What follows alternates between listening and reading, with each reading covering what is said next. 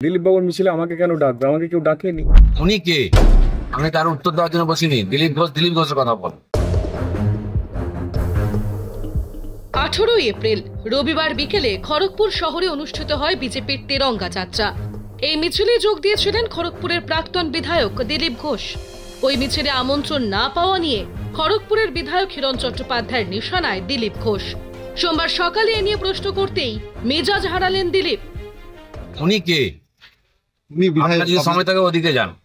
আমি তার উত্তর দেওয়ার জন্য বসিনি। দিলীপ ঘোষের কথা বল। আমি অথরিটি নাকি উত্তর দেওয়া? যার মনে কষ্ট আছে বলুন, যেখানে বলবে। আমি কেন বলতে যাবো?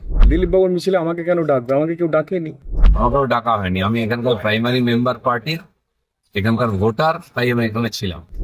জেলা সভাপতিও ফোন করেনি, জেলা সভাপতি মেসেজও করেনি, কেউ কিছু করেনি। 3 দিন ধরে তারা প্রচার চালিয়ে গেছে যে রাহুল সিনহা মহাশয় এবং দিলীপ ঘোষ মহাশয়ের মিছিল হবে খড়গপুরে। সেখানে ওনারা মনে করেন না যে খড়গপুরের বিধায়কের কোনো গুরুত্ব আছে। আমি এখানকার ভোটার, এখানকার প্রাইমারি মেম্বার, এখানকার অ্যাক্টিভ মেম্বার। সেই জন্য আমি বলেছিলাম এখানে আমি থাকবো। আমি এসছি। কাকে ডাকলো না ডাকলো এটা আমার দেখার কাজ নেই। জেনারেল লোকেরা বলতে পারবে। আমার পাসপোর্টটাও খড়গপুরের, আমার ভোটার আইডি কার্ডটাও খড়গপুরের। বর্তমানে যিনি এমপি আছেন এবং প্রাক্তন যিনি এমপি, তারা কিন্তু মেদিনীপুরের ভোটারও নয়, মেদিনীপুরের পাসপোর্টও কারোর কাছে নেই।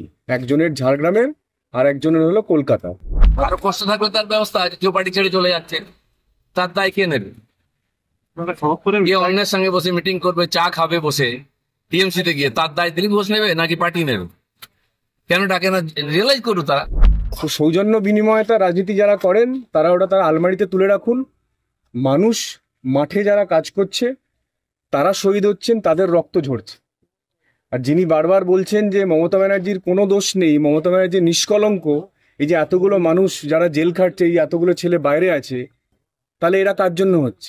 দিলীপ ঘোষ প্রকাশ্যে চৌরাস্তায় দাঁড়িয়ে কথা বলে, মুখ্যমন্ত্রীর সঙ্গে হোক, মেম্বারের সঙ্গে হোক, পার্টি মেম্বারের সঙ্গে রাস্তায় দাঁড়িয়ে রাজনীতি করে।